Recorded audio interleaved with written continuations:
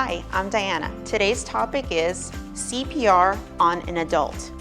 What's very important when we are doing CPR for an adult is that we find the right location, we go to the right rate, and we continue for as long as possible. So what's very important is that we find the center of the chest. By this, you can follow the nipple line to the center of the chest. If that is not visible, follow the armpit line to the center of the chest. When you are to perform compressions, you will use the heel of your dominant hand.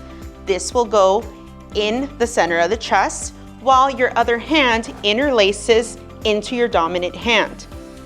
When we find the center of the chest, we have to make sure that our elbows are straight and we are over the body. When we do a compression, when we go down, it'll be about 2 inches of depth. We go down to the 2 inches and allow the chest to recoil. What this allows is the heart to refill with blood so we can pump that blood and oxygen back into the brain. When we are doing compressions, it will be at the rate of 100 to 120 beats per minute. This will show you that you are pumping at an accurate rate because you are the artificial heart and lungs of this person.